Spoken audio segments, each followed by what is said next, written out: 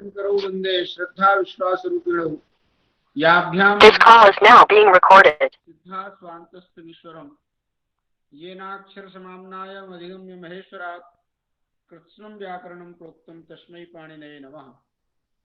अयमान्याः विद्वांसः सेयं कक्षा यथावत् प्रारभ्यते। यः अस्माभिः यत् पाठितं तदपि अद्य पुनः पाठ्यते, यतोहि यह इंटरनेट व्यवस्था सम्यक् नासीत्। अतः उकारान्ताः अजन्तपुल्लिङ्गाः शब्दाः इदानीं तेषां शब्दानां रूपाणि निष्पाद्यन्ते। तत्र सिद्धान्तकौमुद्यां लिखितमासीत्, पूर्वमपि पाठितमासीत् यत् शम्भुर्हरिवत् एवं वायु विष्णु वायु भान्वादयः एषा पंक्तिः तत्र लिखिता वर्तते। एतदनन्तरं शब्दस्वरूपम् आयाति क्रोष्टु इति। उकारान्तः कश्चित् शृगालवाची क्रोष्टु इति शब्दः वर्तते, स उकारान्तः अस्ति।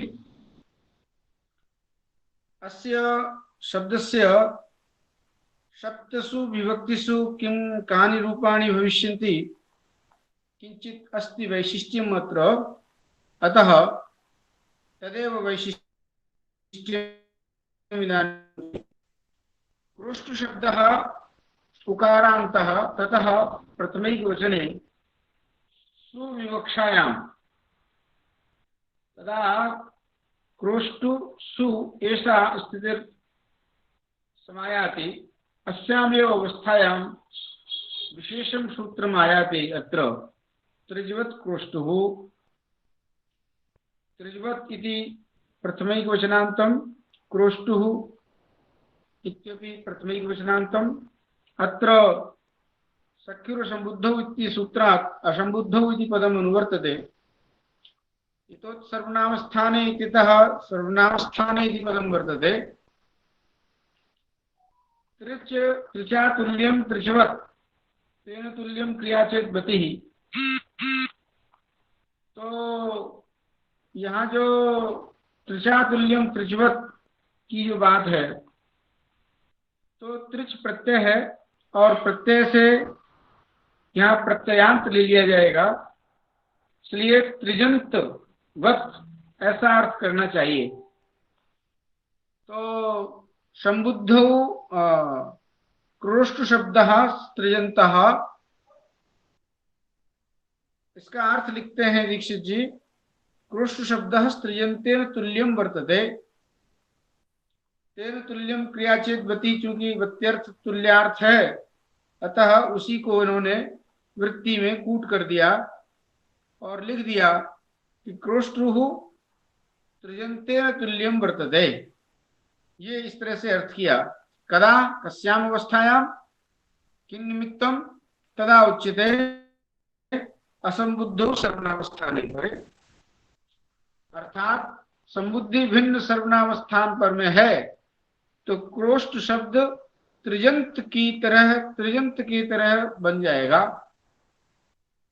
अब आपके मन में यह प्रश्न हो रहा होगा कि त्रिश तो प्रत्यय है और ये कृत प्रत्यय है, त्रिजंतवत होता है, इसका मतलब है कि त्रिश प्रत्यात्म जो शब्द है, जैसे कर्त्री है, भर्त्री है, हर्त्री है, बहुत सारे त्रिजंत शब्द हैं, तो उनकी तरह तुल्य होगा क्या?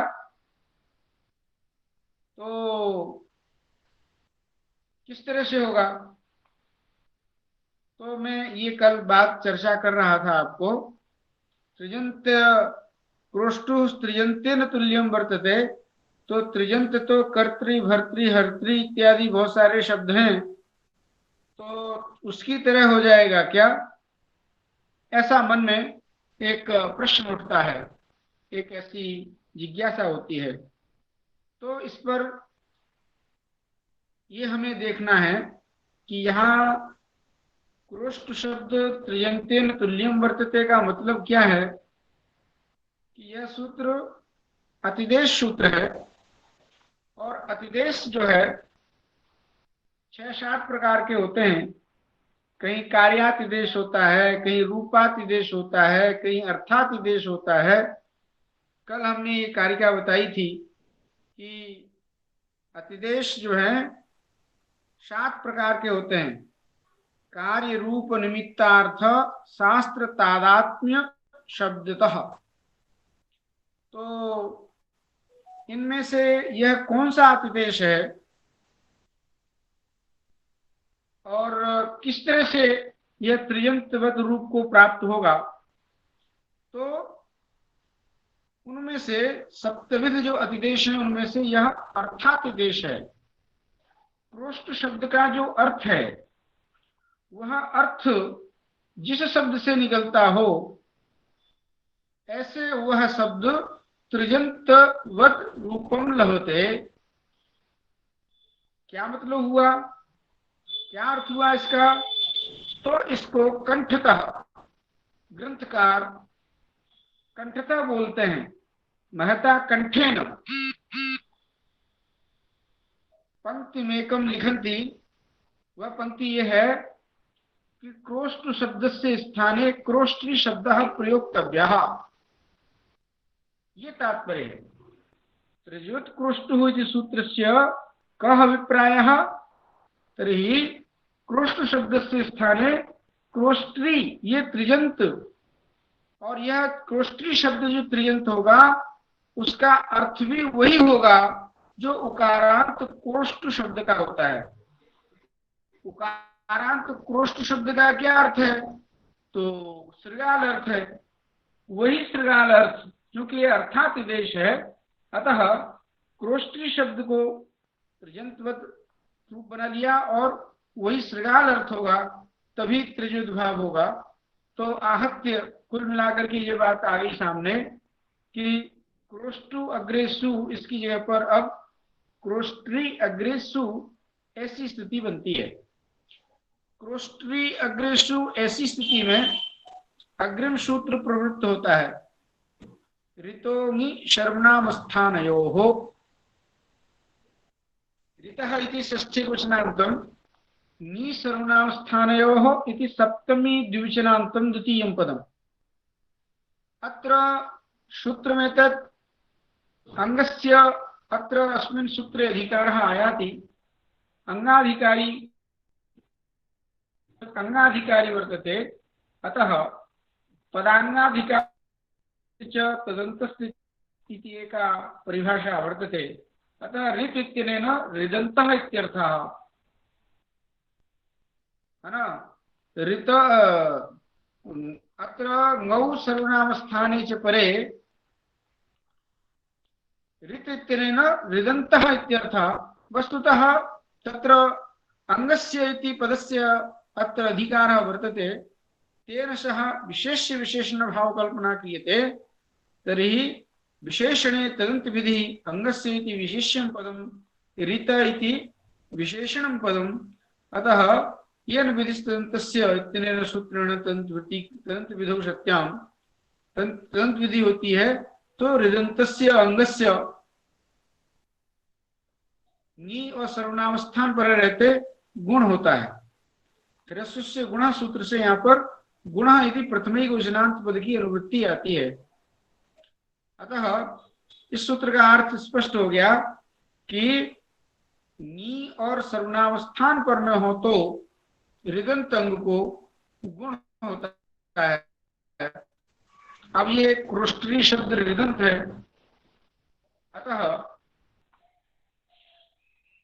यह ऋदंत अंग है। पूरे ऋदंत अंग को गुण प्राप्त हुआ।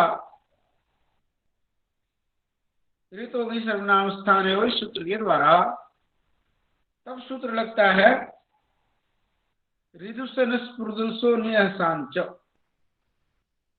अग्रिमं सूत्रम आयाति। अत्रापि सख्युर संबुद्धौ इत्यतः असंबुद्धौ इति पदम् अनुवर्तते। अनंक्षौ इति सूत्रं समग्रम् अनुवर्तते। अतः ऋत् इति ऋतुसन स्फुर्दंसो अनेहषाम् इति एकं पदं स्वीकरणीयम्। षष्ठी बहुवचनान्तम् एकं पदमेव च इति द्वितीयं पदं वर्तते। अत्र च पुनः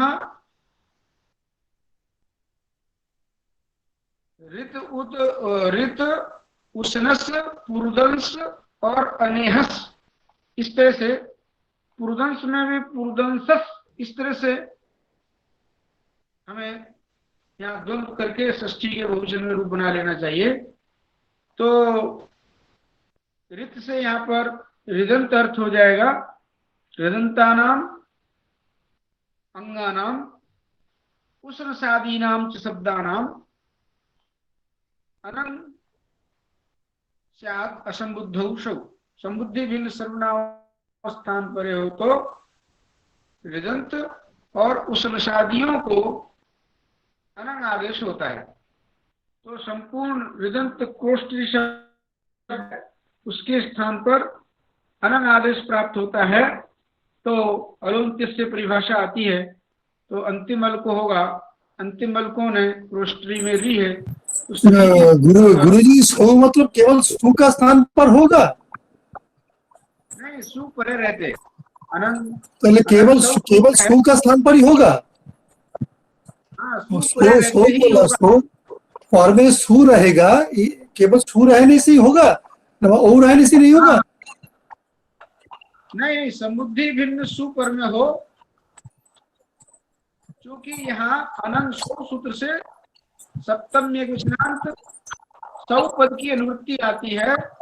तो सौ परे असंबद्ध सौ परे, तो मैंने असंबद्ध सौ परे मतलब मान लीजिए प्रथम आया एक वचन है सु, केवल उसका ही स्थान पर होगा ना, ओ जस्ट स्थान पर होगा नहीं, उसके ही स्थान पर होगा, उसके स्थान पर नहीं होगा भाई।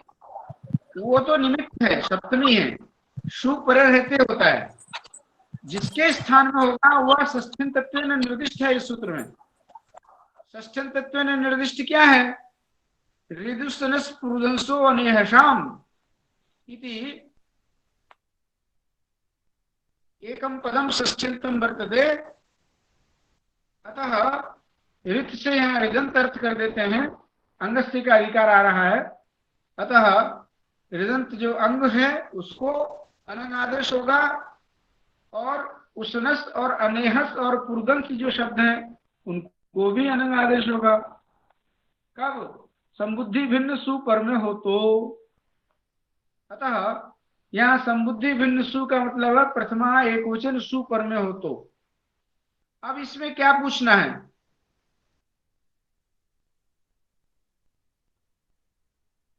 स्पष्ट है गुरुदेव।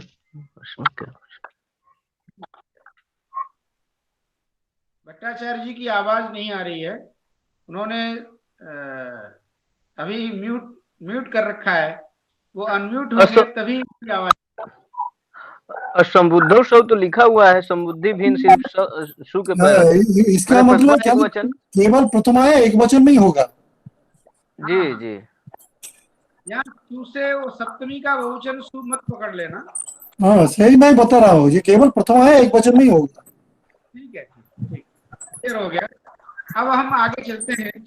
अब इस क्या होगा, रोष्ठी अग्रे सु है, इस सूत्र से अनंगादेश संपूर्ण रोष्ठी शब्द को होने लगता है। तो अलुंत्य से परिभाषा हमारे पास है, षष्ठी को निर्देश करके किए गए कार्य हैं वो अंतिम अल को होते हैं। अंतिम अल कौन है? क्रोष्ठी में री, उस री के स्थान पर अनंग आदेश हो जाएगा। तो अनंग आदेश अनेकान है यद्यपि, परंतु ङित है। अतः नित्य सूत्र के अनुसार त्रि में जो री है, क्रोष्ठी में जो टकारोत्तर वृत्ति रिकार है, उस रिकार के स्थान पर अनंग आदेश होगा। तो क्रोष्टन, क्रोष्टन सु, ऐसी स्थिति आती है। अब क्रोष्टन सु है तो नान्त की उपधा को दीर्घ सर्वनाम स्थाने चासंबुद्धौ, नान्तस्य उपधाया दीर्घ स्यात् संबुद्धौ सु। तो संबुद्धि भिन्न पर में है तो सर्वनाम स्थान पर में है, तो अब यहाँ पर दीर्घ होना चाहिए नान्त की उपधा को, उसी सूत्र से दीर्घ हो जाएगा। परंतु यहाँ दीर्घ विधायक सूत्र अलग से आता है। क्यों उससे नहीं होता, क्यों अलग से सूत्र बना रहे हैं, इसके पीछे कारण है। वो कारण हम आगे बताएंगे। पहले जिस सूत्र से यहां दीर्घ होना है उस सूत्र को आप देखिए। वह सूत्र है आप त्रिन त्रिच स्वस्त्री नत्री नेष्ट्री त्वष्ट्री छत्री होत्री पोत्री प्रशास्त्री नाम। इसमें सब में द्वंद्व कर लेना और द्वंद्व करके षष्ठी के बहुवचन में एक जो है यह शब्द एक शब्द बनेगा, एक शब्दात्मक यह सूत्र है। अब त्रिन त्रिच स्वस्त्री नत्री नेष्ट्री त्वष्ट्री छत्री होत्री पोत्री प्रशास्त्री नाम। इस सूत्र में नोपधाया सूत्र से उपधाया पद की अनुवृत्ति आती है और सर्वनाम स्थाने च असंबुद्धौ, इस सूत्र से च को छोड़कर सर्वनाम स्थाने पद की अनुवृत्ति आती है और असंबुद्धौ इन दोनों पदों की अनुवृत्ति यहां आ जाती है। तो अर्थ निकलता है अवादी नाम उपधायाः दीर्घ स्यात् असंबुद्धौ सौ। असंबुद्धौ सर्वनाम स्थाने परे, संबुद्धि भिन्न सर्वनाम स्थान पर में हो तो अवादी जितने शब्द हैं उनकी उपधा को दीर्घ होता है। तो अब शब्द तो जो त्रिन त्रिच है ये तो प्रत्यय है, प्रत्यय ग्रहणे त्रिंताग्राह्य, इसलिए त्रिन से त्रिनंत और त्रिच से त्रिजंत, त्रिजंत की उपधा को भी दीर्घ करेगा। तो यह क्रोष्टी शब्द हमारा त्रिजंत है, त्रिच प्रत्यांत हो गया, अतः इनकी उपधा को भी यह सूत्र दीर्घ करेगा। संबुद्धि भिन्न सर्वनाम स्थान पर में है सु, अतः इससे दीर्घ करेंगे। यहाँ यह सूत्र त्रिच और त्रिन दोनों प्रत्ययों को अलग से ग्रहण कर रहा है। यद्यपि अनुबंध विनिर्मुक्त पदार्थ की उपस्थिति होती है उस दशा में मात्र त्रि ही बचता है, दोनों प्रत्ययों में मात्र त्रि ही बचता है। अलग से त्रिन और त्रिच का ग्रहण क्यों किया, ऐसा कुछ आपके मन में बात आ रही होगी। तो देखिए यहाँ त्रिन सूत्र जो है अलग है और डबल त्रिचौ सूत्र अलग है।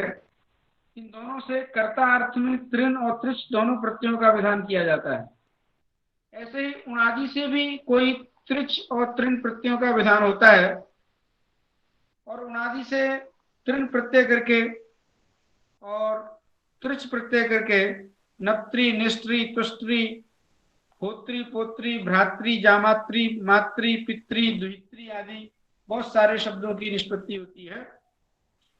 इसलिए यहाँ पर त्रिनंत और त्रिजंत दोनों को ही परिगणन कर दिया ताकि किसी का भी कोई भी शेष न बच जाए, कोई शेष न रह जाए। इसलिए वस्तु ये बात अलग है, परंतु अब यहाँ पर आपके मन में वही प्रश्न आ रहा होगा कि यहाँ तो नांत की उपधा को दीर्घ, नांत होने के कारण नांत की उपधा को दीर्घ हो जाता है। सर्वनाम स्थाने च असंबुद्धौ नान्तस्य उपधाया दीर्घ स्यात् असंबुद्धौ सर्वनाम स्थाने परे। समुद्धि भिन्न सर्वनाम स्थान पर में हो तो नांत की उपधा को दीर्घ होता है, उससे यहाँ दीर्घ हो जाएगा क्योंकि यहाँ अनंग आदेश कर लिया गया है। अतः यह नांत कहला जाएगा। नांत कहलाने के कारण क्या होगा कि उसी से सूत्र से ही नांत की उपधा को दीर्घ हो जाएगा। अलग से यहाँ पर इस सूत्र की क्या आवश्यकता है, इस सूत्र से दीर्घ करने की क्या आवश्यकता है। दूसरी बात यह है, इसका उत्तर तो साफ है कि सुपर रहते तो आप उससे दीर्घ कर लोगे, अव्यक्ति में जाओगे तब क्या करोगे। अव्यक्ति में तो अनंग आदेश होगा नहीं, वहां तो सर्वनाम स्थाने च संबुद्धौ से दीर्घ होना नहीं है। और यह सूत्र संबुद्धि भिन्न सर्वनाम स्थान माने औ और जस, अम और औठ, इन स्वादि पंच वचनों की सर्वनाम स्थान संज्ञा होती है, सब जगह उसको दीर्घ करना है। तो पर्जन्य व लक्षण प्रवृत्ति अतः वह प्रथमिक वचन में अनंग होने के कारण नाम भले ही बन गया हो, परंतु द्विवचन और बहुवचन और द्वितीया का एक वचन और द्विवचन, यहाँ पर फिर उपधा को दी किससे होगा? वह कोई सर्वनाम स्थान क्या संबुद्धों से गतार्थता नहीं बनती। जब दीर्घ करने के लिए सूत्र बना ही गया है, त्रिनंत और त्रिजंत शब्दों की उपधा को दीर्घ के लिए बात कही जा रही है, तो स्थान में भावे न जो अनंग आदेश हुआ है वह त्रिच प्रत्यय के स्थान पर ही अनंग आदेश हुआ है, अतः यह त्रिजंत ही कहलाएगा। अतः यहाँ पर दीर्घ इसी सूत्र से होना चाहिए। तो कहा ठीक है, ये तो बात समझ में आ गई। पर इस सूत्र में त्रिन और त्रिच जब प्रत्यय का ग्रहण कर लिया और उससे त्रिनंत और त्रिजंत त्रिजंत ये अर्थ निकलता है, तो आगे के जो शब्द हैं स्वस्त्री, नप्त्री, नेष्ट्री, त्वष्ट्री, छत्री, होत्री, पोत्री, प्रशास्त्री, इन शब्दों का ग्रहण क्यों किया? ये सारे त्रिजंत शब्द हैं या फिर उणादि से त्रिनंत शब्द हैं, तो त्रिच और त्रिन के ग्रहण से ही इनका भी ग्रहण हो जाएगा। अलग से इनका ग्रहण क्यों किया? आपके मन में ये प्रश्न उठ रहा होगा। तब उसके ऊपर पंक्ति लिखते हैं मूल ग्रंथ का, क्या कि नप्त्रादि ग्रहणम व्युत्पत्ति पक्षे नियमार्थम। सूत्र में जब हम शब्दों के व्युत्पत्ति पक्ष को लेकर बात करेंगे, तो उस व्युत्पत्ति पक्ष में नप्तनादि ग्रहण की कोई आवश्यकता नहीं है। त्रिनंत और त्रिजंत बना करके ही हम काम चला ले जाएंगे। फिर अलग से ग्रहण क्यों किया? तो कहा नियमार्थम। क्या नियम करेगा यह सूत्र? क्या नियम करेगा? तो कहा उणादि निष्पन्ना नाम त्रिन त्रिजंता नाम संज्ञा शब्दानाम चेत उपधाया दीर्घ भवति तर्हि नप्त्रादीनामेव उपधाया दीर्घ भवेत्। अर्थात ये नप्त्रादिषु न परिगणिताः पितृ मातृ शब्दाः तेषाम् उपधायाः दीर्घो न भविष्यति। अतः तत् दीर्घ निवृत्त्यर्थम अत्र नप्त्रादि ग्रहणम सार्थकम। इसलिए माता मातरौ बनता है, मातरह बनता है, मातारह मातारौ मातारह, इस प्रकार का रूप नहीं बनता। तो नहीं तो मातृ शब्द, पितृ शब्द, पिता पितरौ पितरह, वहां पर भी उपधा को दीर्घ नहीं होता। क्यों नहीं होता? कर देना चाहिए इस सूत्र से। तो कहा कि इसीलिए नहीं होता कि नप्त्रादियों का ग्रहण करना व्यर्थ हो जाएगा। नहीं तो यदि त्रिनंत त्रिजंत उणादि निष्पन्न शब्दों की उपधा को दीर्घ होना है, तो नप्त्री, नेष्ट्री, त्वष्ट्री, छत्री, होत्री, पोत्री इनका परिगणन कर दिया, और प्रशास्त्री, इन्हीं शब्दों को की उपधा को दीर्घ होगा। इससे क्या फायदा हुआ कि इन शब्दों से अतिरिक्त जो पितृ शब्द है, जो मातृ शब्द है, उनकी उपधा को दीर्घ नहीं होने देगा। यही इसमें नप्त्रादि ग्रहण करने का फल है। इसीलिए अब ग्रंथकार की पंक्ति पढ़ लीजिए। सिद्धांत कौमुदी में ग्रंथकार लिखते हैं कि नप्त्रादि ग्रहणम व्युत्पत्ति पक्षे नियमार्थम उणादि निष्पन्नानां त्रिन त्रिजंतानां संज्ञा शब्दानां चेत भवति। किम भवति? दीर्घा उपधा दीर्घा चेत भवति तर्हि नप्तनादीनामेव तेन पितृ भ्रातृ प्रवृत्तिनां न उपधाया दीर्घा। स्पष्ट लिख दिया है। तो कहा उद्गात्री शब्द में भी दीर्घ नहीं होगा। उद्गात्री शब्द का भी यहाँ परिगणन नहीं किया गया है। तो उसके बारे में, चूंकि ये महाभाष्य को लेकर के भी साथ में चलते हैं, उसके बारे में महाभाष्यकार का एक प्रयोग मिलता है, उद्गातारो उद्गातारः। भाष्यकार वहां दीर्घ कर देते हैं। यदि सूत्र पाणिनि के मत से देखा जाए तो नप्त्रादि ग्रहण नियमार्थक हैं, तो फिर तो नप्त्रादियों में ही दीर्घ होगा। नप्त्रादि से अतिरिक्त उद्गातारः उद्गातारौ, वहां दीर्घ कैसे होगा? भाष्यकार ने ऐसा प्रयोग कैसे कर दिया? दीर्घ करके। तो उसके बारे में दीक्षित जी अगली पंक्ति लिखते हैं, ग्रंथकार अगली पंक्ति लिखते हैं क्या, उदगात्र शब्द से तु भवत्येव। गुरु जी, इधर जो मातृ शब्द है वो कौन सा है? स्त्रीलिंग जो जननीवाची है, ना मान लीजिए जो प्रमातृ जो है वो है, लेकिन वह ही है। देखिए वर्णादि निष्पन्न मातृ शब्द क्या है, पितृ शब्द और भ्रामातृ और भ्रातृ, ये ना, सब मैं केवल मातृ के बारे में पूछा है। मेरा जिज्ञासा है मातृ शब्द जो है वो केवल उभयवाची, माने जननी हो क्या, मान लीजिए प्रमाता हो, सबका ही, माने पुंगलिंग हो स्त्रीलिंग हो, सबका ही होगा। तो प्रमात्री जो जो प्रमा, प्रमाता अर्थक जो मातृ शब्द है वह त्रिजंत है, ध्यान रखना, और वह कृदंत है, मतलब उणादि से निष्पन्न नहीं है। और जो जननीवाची मातृ शब्द है वह उणादि से निष्पन्न होता है। और यह नियम उणादि जो त्रिनंत त्रिजंत है उन्हीं के विषय में है। ये गुरु जी, ये तो व्याख्या तो चाहिए ना। ताकि दोनों शब्दों के अंतर, दोनों शब्दों के रूप में अंतर हो। प्रमाता अर्थ में तो प्रमाता प्रमातारो प्रमातारः, इस तरह से उपधा को दीर्घ होता ही है, बहुत अच्छा है। परंतु मातृ जो जननीवाची शब्द है उसकी उपधा को दीर्घ नहीं होगा, क्योंकि वह मातृ शब्द यहाँ पर उणादि निष्पन्न नहीं लिया जाता है। अस्तु, ये प्रकरण भी बहुत अच्छी बात हो गई, ये बात भी आपके सामने आ गई। अब हम उद्गात्री शब्द के बारे में कहते हैं। ग्रंथकार लिख रहे हैं कि उद्गात्री शब्द से तु भवत्येव, क्यों, समर्था पदविधि सूत्र के भाष्य में भाष्यकार ने उद्गातारः ऐसा प्रयोग किया है। तो उद्गात्री शब्द का परिगणन न होने पर भी महाभाष्यकार के द्वारा उद्गातारः शब्द का प्रयोग करना यह बात बताता है कि उद्गात्री शब्द को तो दीर्घ होगा।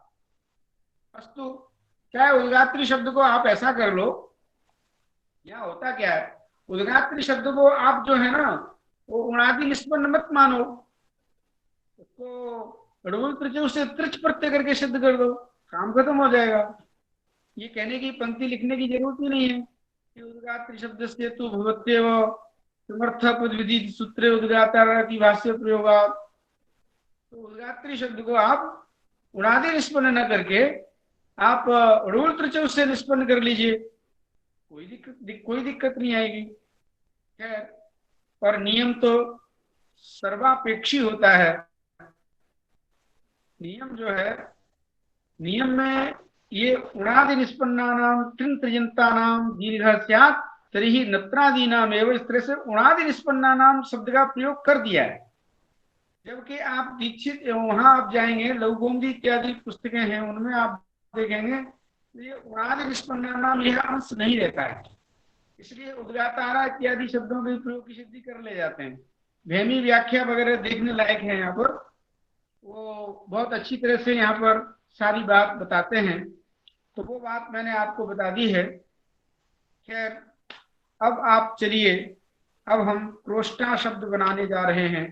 प्रथमिक वचन में क्रोष्टा शब्द कैसे बनता है, तो यहाँ इसी सूत्र से उपधा को दीर्घ होकर के क्रोष्टान, सु सु की मुंह की संज्ञा हो जाती है, स का लोभ हो जाता है, हल्याभ्यो दीर्घा से प्रथम हल, और क्रोष्टान बनता है, न की उपधा को दीर्घ यहाँ अवादी नाम उपधाया करके दीर्घ होगा, इसी ही दीर्घ होगा, और फिर न का लोप कर देंगे, न लोप प्रातिदिकांत के द्वारा, तो बन जाएगा हमारा क्रोष्टा।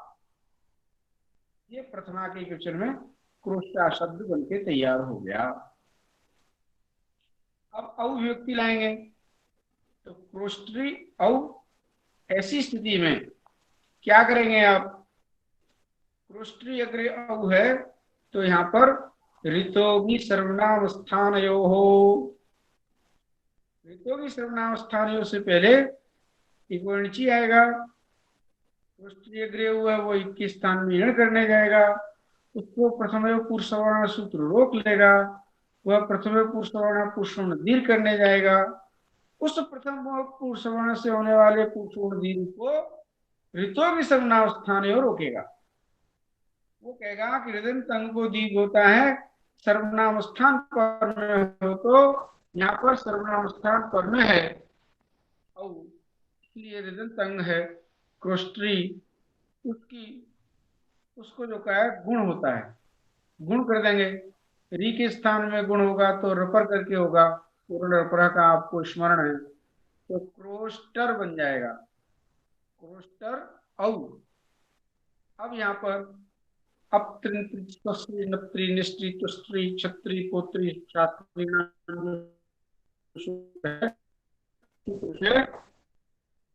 कर लेंगे क्रोस्टार औ ला दीजिए क्रोस्टार औ। ऐसे ही जस पर रहते भी यही स्थिति होगी। क्या क्रोष्टी जस बन गया, यहाँ पर भी गौणी चिन्ह प्राप्त होता है, उसको प्रथम पुरुष वर्ण से पुरुष दीर्घ बाद लेता है, प्रथम पुरुष वर्ण शुद्ध पुरुष दीर्घ करने आता है, उसको ऋतु की सर्वनाम स्थानीय रोक लेता है और इससे गुण होकर के क्रोस्टर अस और र की बुधा को दीर्घ होकर के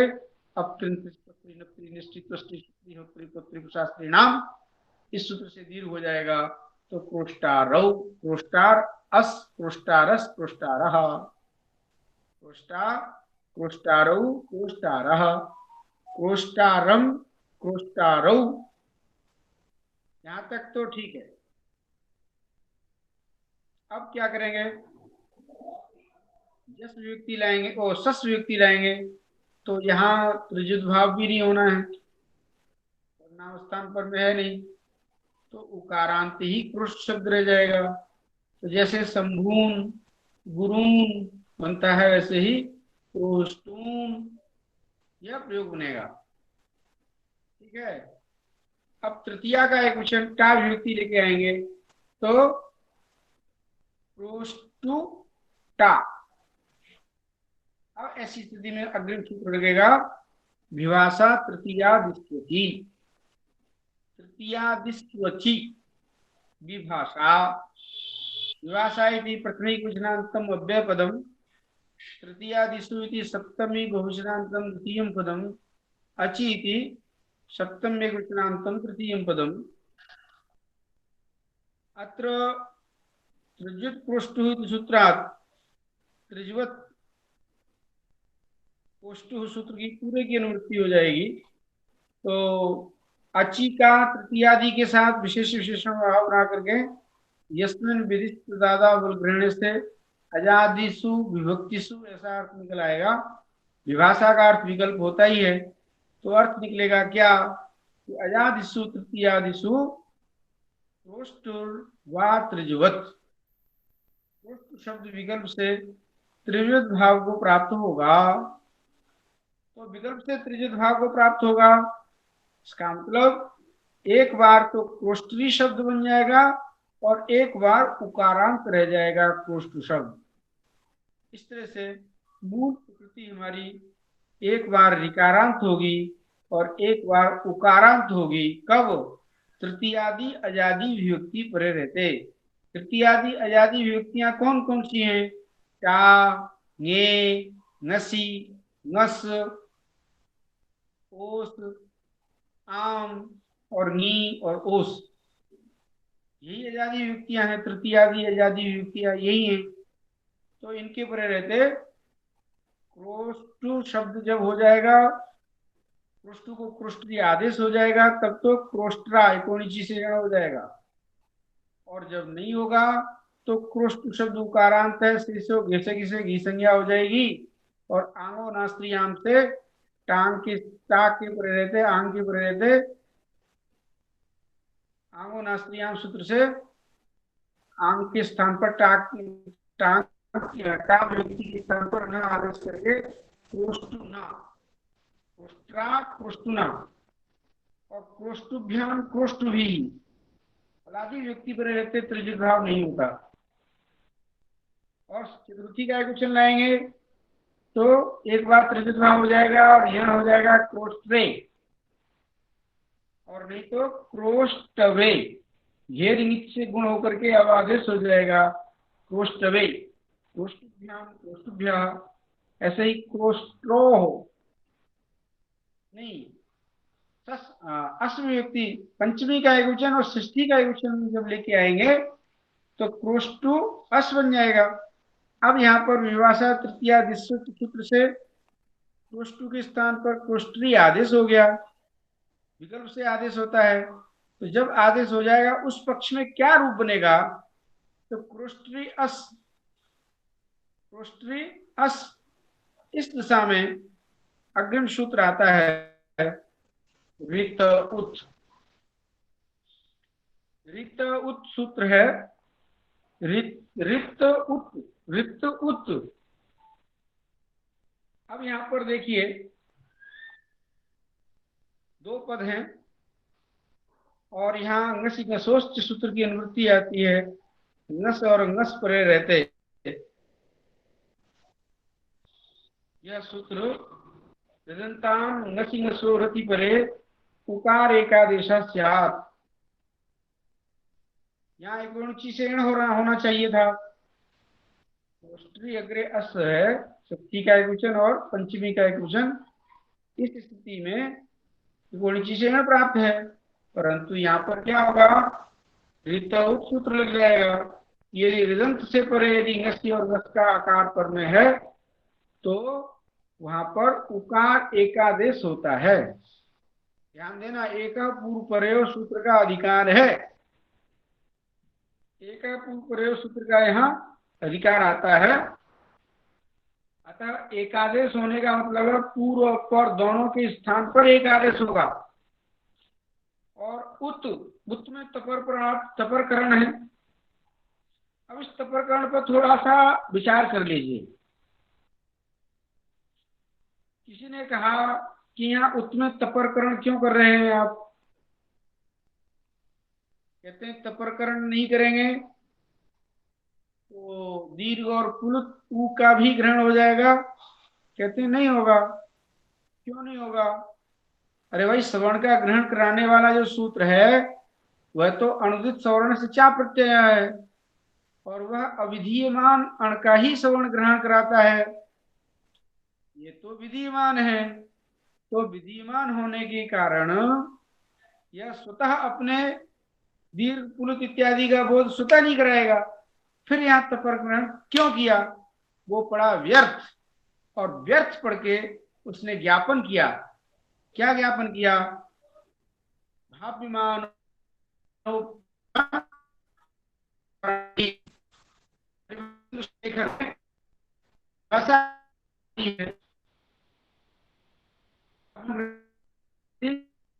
आदमी आती है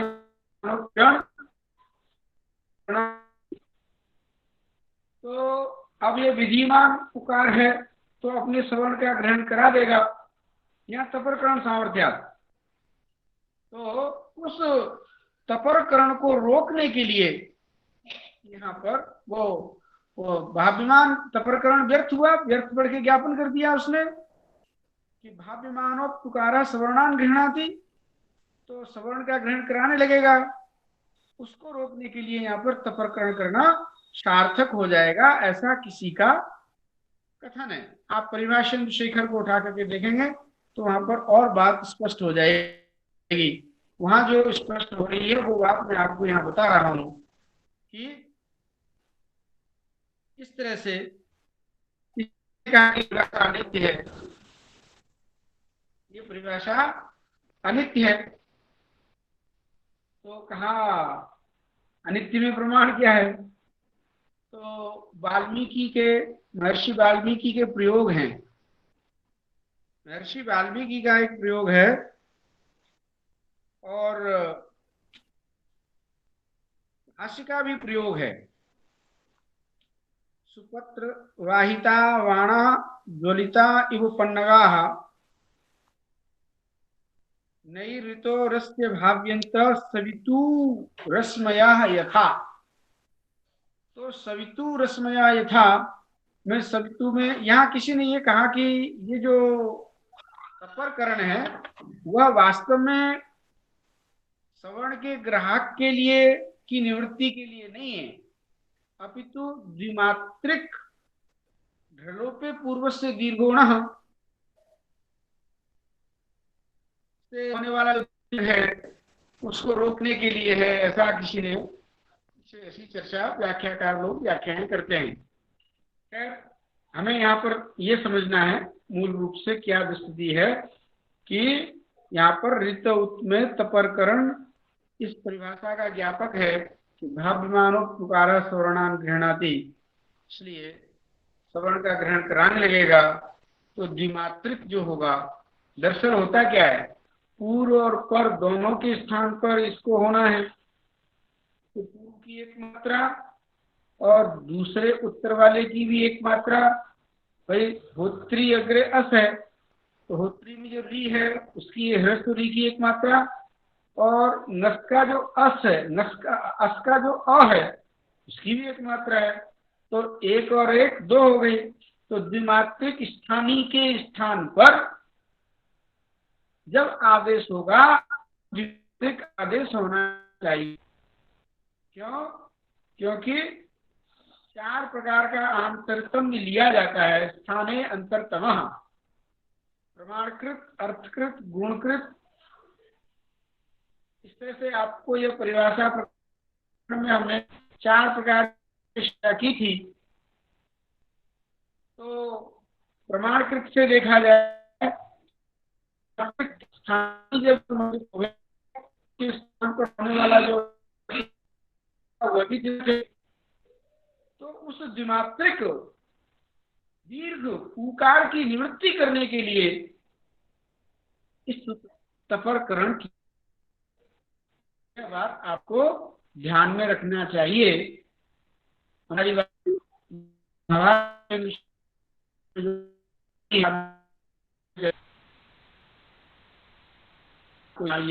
यहाँ पर कर लीजिए, री के स्थान पर जब भी अण होता है तो वो रफर करके होता है तो उर होगा, और उर का जो स्थानी होगा वो दोनों होंगे, पृष्ठी का री और नस का नसी और नस का आकार, उन दोनों के स्थान पर उर आदेश होगा। उर को मिला देंगे ट से तो क्रोष्ट स, ऐसी स्थिति बनेगी। क्या स्थिति बनेगी? क्रोष्टुर। अब ऐसी स्थिति में राक्षस सूत्र प्रवृत्त होगा। यह नियामक सूत्र है। गुरुजी काट काट के जाता है तो जब बाद होता है तो काट जाता है, तो काट काट के आता है। आप ये चाहते हैं, मैं चाहता हूं कि आज ये क्रोष्टी शब्द केवल एक सूत्र रह गया है, इसको हम पढ़ा देते हैं बस। आप पढ़ लीजिए इसको, रिकॉर्डिंग आ जाएगी तो आप पुनः सुन लीजिएगा। तो रेफात परस्य संयोगांतस्य सस्यैव लोपो नान्यस्य, ये जो राक्षस सूत्र का अर्थ है, इस सूत्र की जरूरत क्या है? अरे क्रोष्टुर स बन गया, संयोगांत से लोप से सकालोप कर दीजिए, संयोगांतम युत्पदम तदंतस्य लोपस्य तदंत हो गया सा, उसका लोप हो जाएगा और र बचेगा, उसको विसर्ग कर देंगे, बन गया क्रोष्टु। षष्ठी के वचन में भी और पंचमी के वचन में भी। फिर यहाँ राक्षस सूत्र की क्या जरूरत है? राक्षस सूत्र का पहले अर्थ समझ लीजिए। रात इति एकम पदम पंचमी वचनांतम, तस्य इति द्वितीयम पदम षष्ठे वचनांतम, द्विपदात्मकम इदं सूत्रम वर्तते। अस्मिंश्च सूत्रे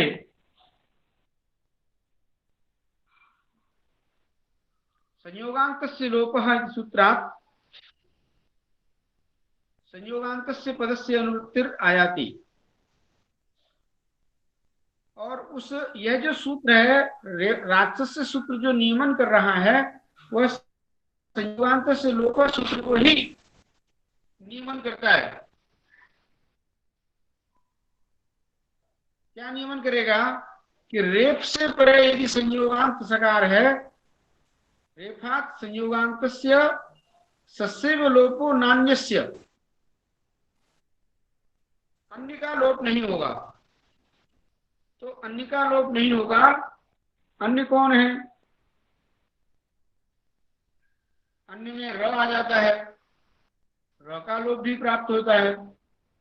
उस र के लोप की निवृत्ति के लिए यह राक्षस से सूत्र लाया गया। तो स का लोप कर दिया, र बचा, और र को विसर्ग हो जाएगा। र का लोप नहीं होगा, संयोगांत से राक्षस से सूत्र प्रवृत्त हो जाएगा।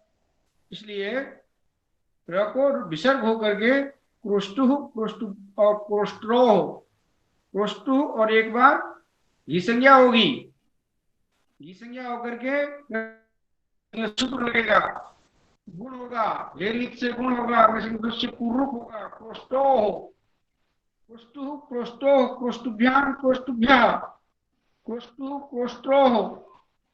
और ओस में भी दो रूप बनेंगे, एक बार तो यण हो जाएगा तो क्रोष्ट्रो, और यण नहीं होगा तो तू में जो उ है क्रोष्ट उकारांत आएगा तो वहां भी यण होगा, तो क्रोष्टवो, संभवो की तरह।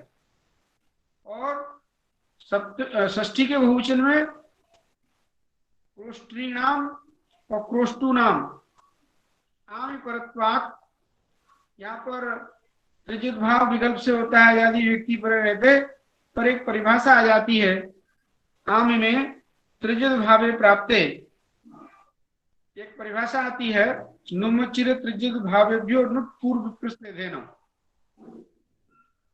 तो त्रिजित भाव प्राप्त होगा, पर नुमचिर त्रिजित भावेभ्यो नुट पूर्व विप्रसेधेन, पूर्व विप्रसेध से यहाँ पर त्रिजित भाव को बाध करके नुट हो जाएगा, अर्थात ह्रस्व नुट से पहले नुट हो जाएगा, नुट होने के बाद उसका अजादित्व खत्म हो जाएगा, तो विभाषा तृतीया दिस्वच सूत्र यहाँ त्रिजित भाव नहीं करेगा और एक ही रूप बनेगा। ऐसा क्रोष्टु नाम, क्रोष्ट्री नाम ऐसा रूप नहीं बनेगा, क्रोष्टु नाम यही एक रूप बनेगा।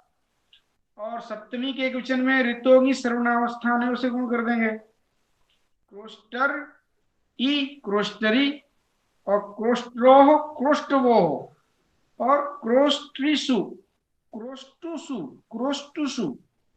इस तरह से हमने यहाँ देखा कि यह क्रोष्ट शब्द के सारे रूप तैयार हो गए और ये उकारांत शब्द भी पूरे हो गए।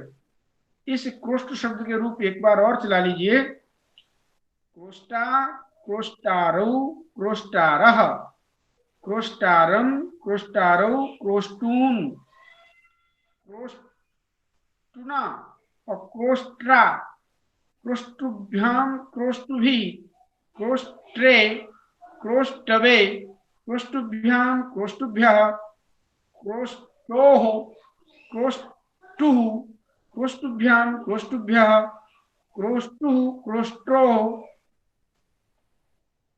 क्रोष्टवो, क्रोष्ट्रोः, क्रोष्टूनाम, क्रोष्टरी,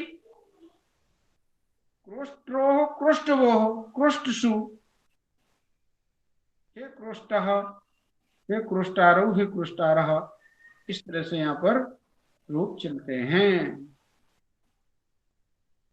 यहाँ संबुद्धि के एक वचन में यहाँ अब सूत्र से दीर्घ नहीं होता, बस ऋतु विसर्ग हो जाता है, गुण तो हो जाएगा ऋतु की सर्वनाम स्थान से। अस्तु, आज कक्षा यही पूर्ण करते हैं और यह क्रोष्ट शब्द आप अच्छी तरह से इसकी प्रक्रिया को समझ लीजिए, फिर हम कल उपस्थित होंगे। आप सभी को प्रश्न के लिए आमंत्रित करते